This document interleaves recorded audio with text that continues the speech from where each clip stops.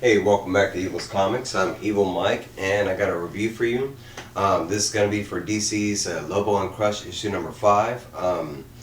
This is a little behind. I'm trying to catch up on a lot of stuff. I actually read this a long time ago, but it was before I started doing these digital reviews. I was kind of on the fence on it, so I'm trying to re-catch up because I am currently still reading this series, and I mean, if I'm reading it, I might as well review it, right?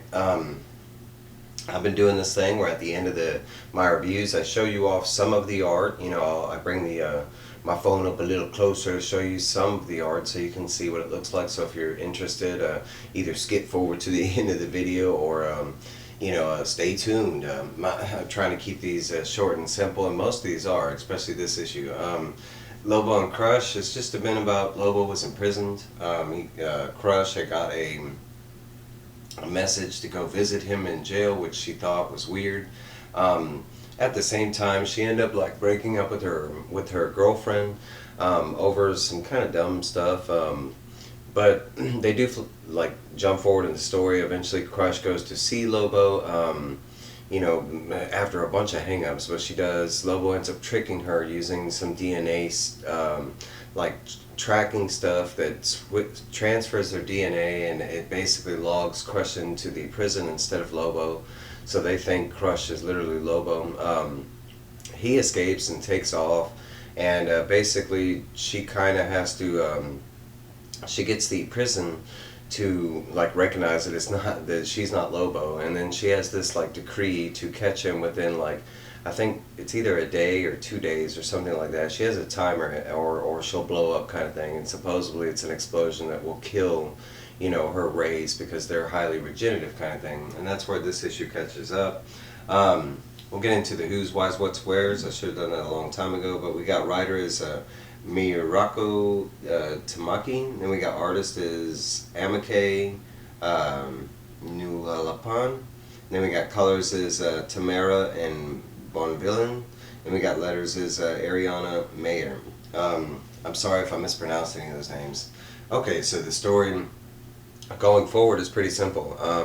They give Crush a car, and she goes out to get her space car. She doesn't like it. She does grab a pimped out, like looking space Cadillac type thing.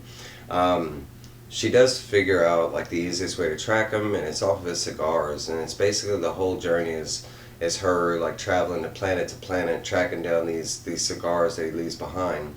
Most of the planets that she gets to, they're already burned and dead because Lobo's already been there, did what he needed to do, and created a whole lot of havoc that ended up burning down planets.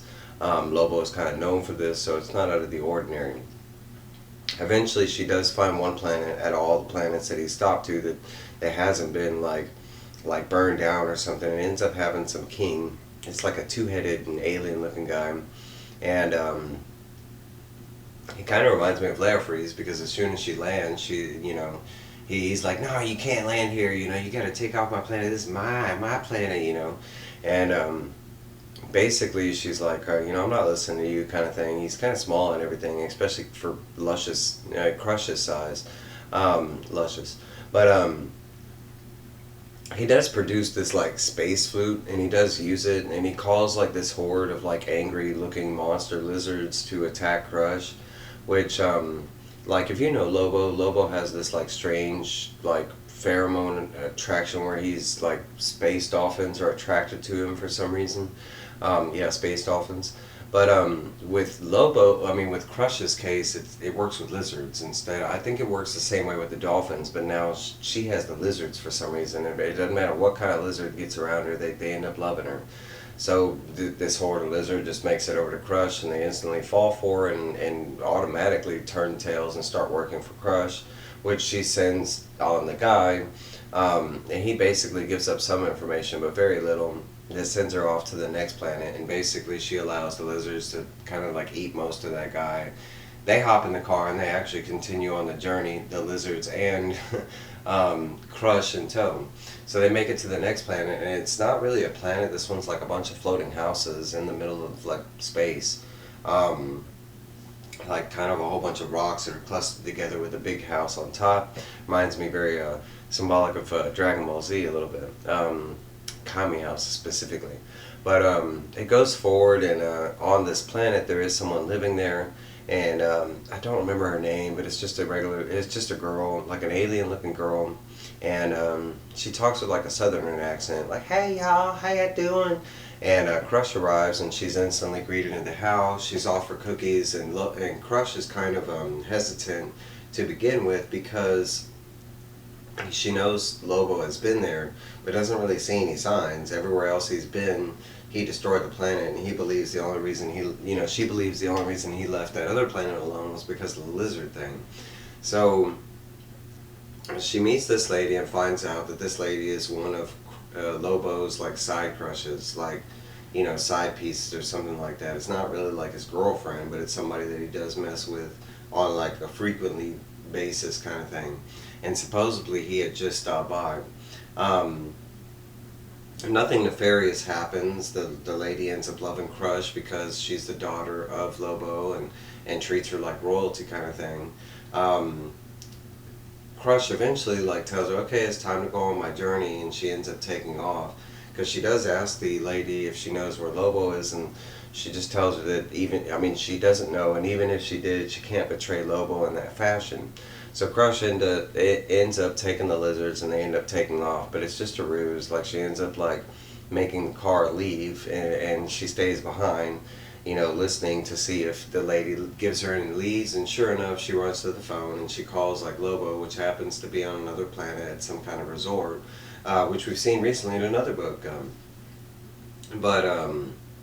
He's at this resort, and he's talking to her, and he knew that Crush was going to make it to that place. Like, maybe he's been leaving clues on purpose.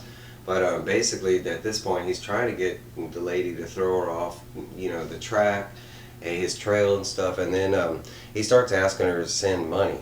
And he doesn't need it. He's like, when she calls, he's currently working, and all his little stops have been his work. That's what he does. But he does ask for some money, and she starts sending him money, and that's how, like, basically it leads Crush to the next destination where this book kind of cuts off. Overall, this book is great. It's just fun. They do a really good job with Lobo. They're doing a great job with Crush. I'm not a well-versed person in Crush. I'm a lot more versed in Lobo's history and everything, but Crush is kind of new to me. This is really the first time I read her outside of Teen Titans, so it's really nice getting to know this character and the fun, and it's funny how she tries not to be like her dad, but she's just like him. But man, the fun, the art is just great. I'm about to show you, but so far it's just been a really fun ride. The jokes that are in there are really well written. The flow of the comic is very simple. It's a very quick read, but not because it's not, it is a read. It's just a quick read because it's a fun ride kind of thing. But that's my review. I'll show you some of the little art, and we'll move from there. Here's our pimp little, like, Cadillac. I like that.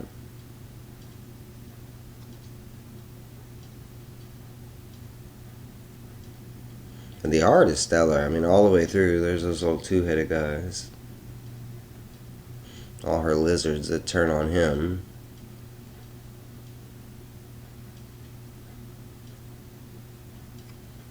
Show you some. There's his honey squeeze. And there's Lobo chilling at the resort. Look at that Lobo goodness. Alright guys, I will see y'all later. Bye.